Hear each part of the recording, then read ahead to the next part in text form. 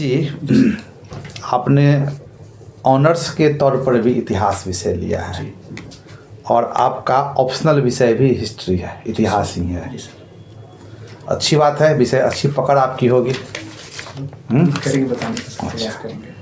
आप जो ऑनर्स में पढ़े जी हिस्ट्री जी, और आप पढ़ रहे हैं ऑप्शनल में हिस्ट्री पढ़े, दोनों में क्या अंतर है बताइए था सिलेबस में।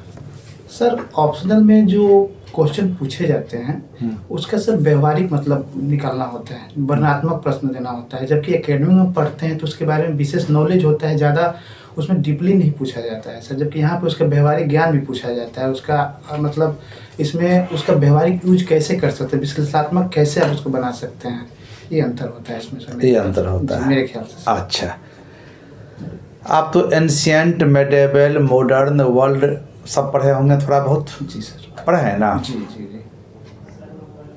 मॉडर्न हिस्ट्री जी में एक जनजातीय आंदोलन की चर्चा मिलती है, जी ट्राइबल मूवमेंट। जी तो जो सबसे ज़्यादा आपको आकर्षित किया हो, जी, 3 बताइए उस प्रकार के जनजातीय आंदोलन। पहला मैं संथाल विद्रोह रखूंगा सर। दूसरा मैं नील विद्रोह, सॉरी सर, तेभागा आंदोलन रख सकता हूँ। तेभागा जी, जनजाति तो नहीं है तेभागा। Sorry sir. अच्छा ठीक है, आगे बताइए। उसके बाद सर, सॉरी सर मैं रिकॉल नहीं कर पा रहा हूँ। अच्छा, तेभागा की बात अभी किए, जी। क्या था तेभागा? सर उसमें कर को लेके जो लगाया जाता था उसमें कमी की बात की गई। कब तेभागा कब हुआ था?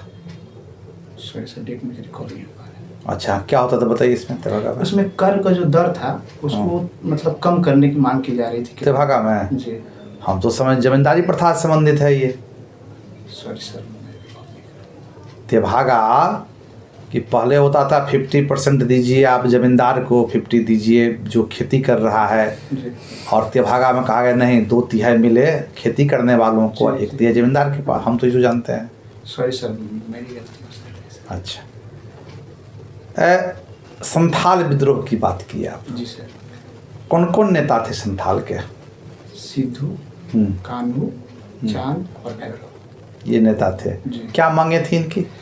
इनका सर जो प्रहा पंचायत वहाँ चलता था उनमें छेड़छाड़ की गई थी, उनमें सुधार चाहते थे वो। उनकी जो आंतरिक व्यवस्था थी, जैसे माझी पंचायत को लेकर थी और माझी व्यवस्था थी, उसमें सुधार चाहते थे। वो जो खुटकुटी व्यवस्था थी उसको समाप्त किया जा रहा था, उसको लोग चाहते थे। आप पढ़े हैं बिरसा मुंडा आंदोलन? जी सर। ये क्या था?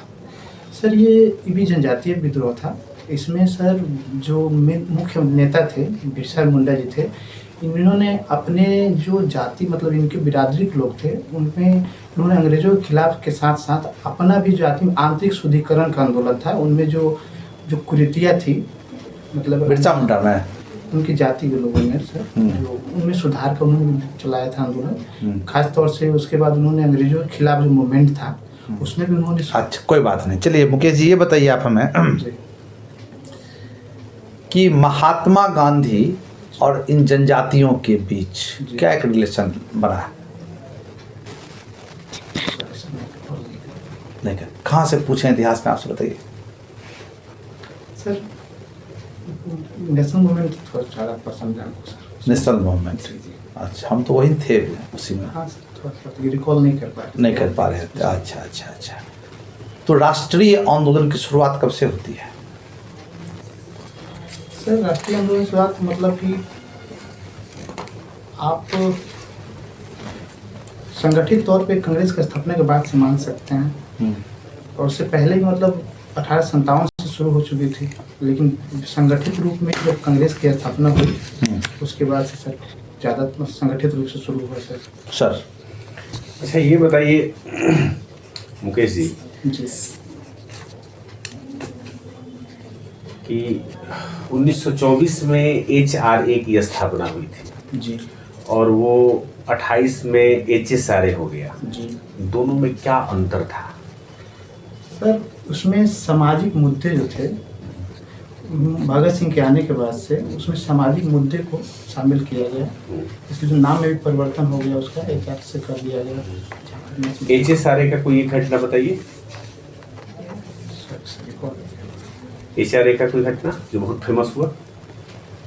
काकोरी जो 10 डकैती हुआ था उन्हीं के अंतर्गत हुआ था। कौन कौन फेस बहुत मतलब महत्वपूर्ण थे उसमें?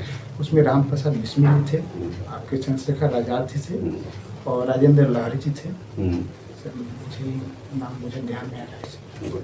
अच्छा ये बताइए, अभी जो हमारा भारत का विदेश संबंध है जी, उसको आप कैसे देखते हैं?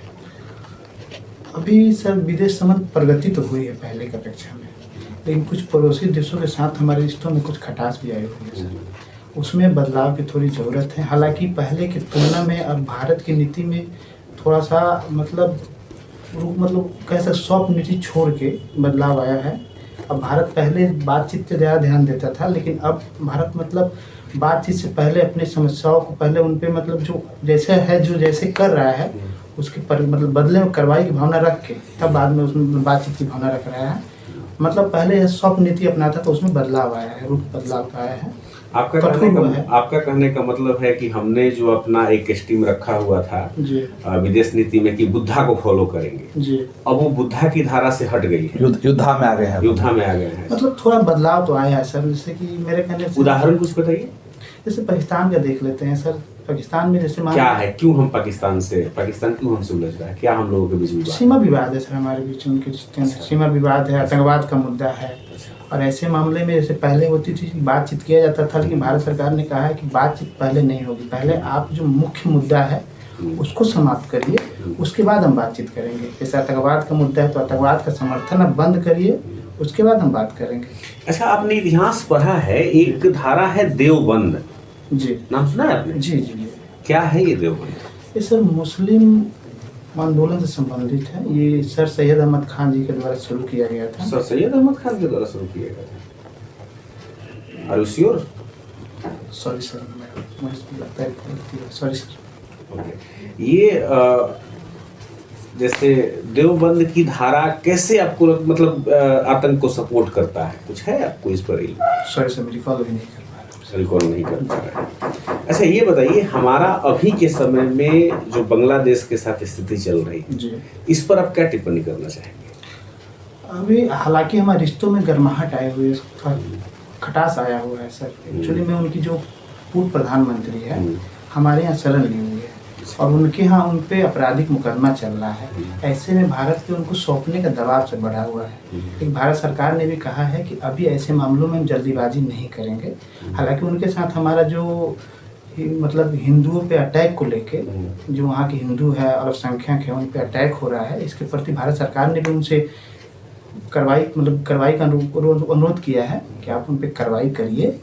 आप ऐसे मतलब किसी के साथ खुला समर्थन नहीं कर सकते हैं, तो ऐसे रिश्ते में। अच्छा, बांग्लादेश का जो आज़ादी मूवमेंट है, बांग्लादेश जो आज़ाद हुआ उस समय बांग्लादेश के नेता कौन थे? पूर्वी पाकिस्तान इसको कहा जाता है। सर पढ़ा हूँ सर, रिकॉल नहीं नाम कर पा रहा कोई सर आप आजकल क्या कर रहे हैं?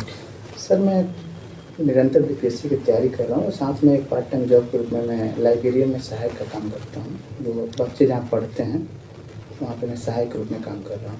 लाइब्रेरी में सहायक हैं जी। आपके क्या कार्य हैं लाइब्रेरी में? सर मेरा मैनेजमेंट का काम है, बच्चों का एडमिशन करना, बच्चे को आती इंक्वायरी करने के लिए एडमिशन करना उनका, और साथ में जो वहाँ पे कुर्सी टेबल या पानी की व्यवस्था, वाईफाई अगर ख़राब हो तो उसकी देख रेख करना, बस बिजली का व्यवस्था करना, कुछ मतलब कमी हो उसमें सुधार करना, और जो ऑनर है उनको बताना कि दिक्कत है बच्चों का, बस ये सिखा। पहले के लाइब्रेरी में और आज के लाइब्रेरी में क्या अंतर हो गया है? सर पहले लाइब्रेरी में जहाँ तक मैं समझ पा रहा हूँ वाईफाई ये सब सुविधा नहीं होती थी और पुस्तकालय में बच्चे पढ़ने के व्यू से पहले ज़्यादा आते थे। इस समय हम देख रहे हैं, जो मुझे लग रहा है कि बच्चे वाईफाई के आने के कारण उसमें पढ़ाई कम ज़्यादा मतलब मल्टीमीडिया के यूज़ से सब चीज़ें ज़्यादा बढ़ गई और सुविधा मतलब इसका नुकसान भी फ़ायदा भी है। बच्चे को ऑनलाइन क्लास में सुविधा बढ़ गई है। बच्चे पहले बुक लेके पढ़ते थे, मोबाइल लैपटॉप की सुविधा के कारण वहाँ पढ़ाई ऑनलाइन क्लास करने लगे हैं। मुझे बदलाव तो नज़र आ रहा है। आप लाइब्रेरियन असिस्टेंट लाइब्रेरियन का जॉब कर रहे हैं। लाइब्रेरियन होना अध्ययनकर्ता होने से कैसे अंतर रखता है दोनों में?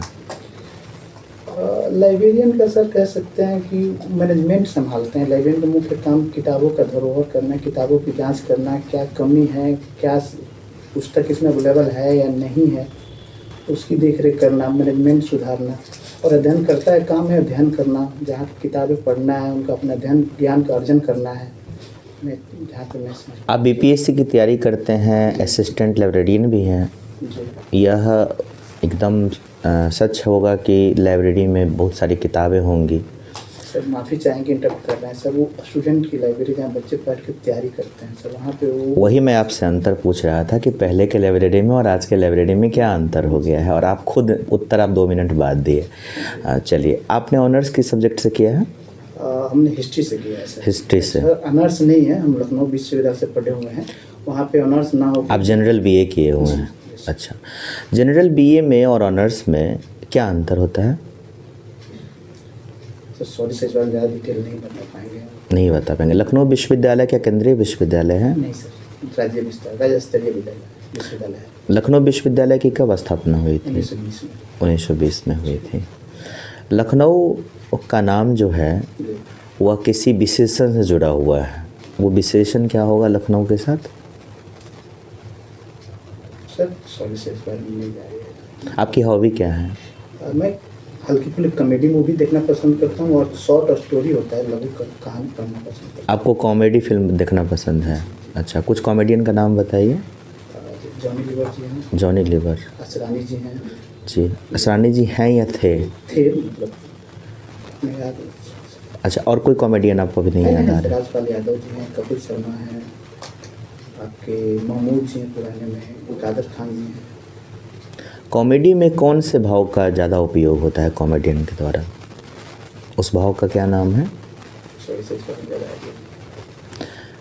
कुछ महिला कॉमेडियन के बारे में बताइए। भारती जी हैं। भारती, वो बॉलीवुड की हैं? बॉलीवुड की नहीं है, स्टैंड अप कॉमेडियन है। मैं फिल्मों के बारे में बात कर रहा हूँ। आपने कॉमेडी फिल्म की बात जी, की, जी। टीवी की बात तो नहीं की? नहीं नहीं सर सर। आप कॉमेडी फिल्म के कुछ महिला कॉमेडियन के बारे में बताइए। सॉरी सर, मुझे कॉल नहीं कर पा रहा। आप नहीं निकल रहा। एक ऐसे कॉमेडी फिल्म का नाम बताइए जो सिर्फ कॉमेडी फिल्म के ही तौर पे हम देखना चाहेंगे और उसमें कोई सा रस नहीं है, सिर्फ कॉमेडी है, जो आपको बहुत पसंद हो, क्योंकि आपने खुद कहा है कि कॉमेडी फिल्म मुझे पसंद है। मैंने हेरा फेरी फर्स्ट। हेरा फेरी। जी। उनके निर्देशक कौन थे? सॉरी सर, मुझे कॉल नहीं कर पा रहा हूँ, मैं नाम से मुझे कॉल नहीं कर पा रहा इसमें। अच्छा, आपको बहुत पसंद है कॉमेडी फिल्म। हेरा फेरी के कितने भाग आ चुके हैं अभी तक? 3 भाग आ चुके हैं। आपने तीनों को देखा, आपको निर्देशक का नाम नहीं पता है? मैं तीनों नहीं देखा है सर, मैंने 2 ही देखा है। 2 देखा है। तीसरा आया है या आने वाला है? वाला है। आने वाला है। अच्छा, आपको तो बहुत चॉइस है कॉमेडी फिल्म से संबंधित।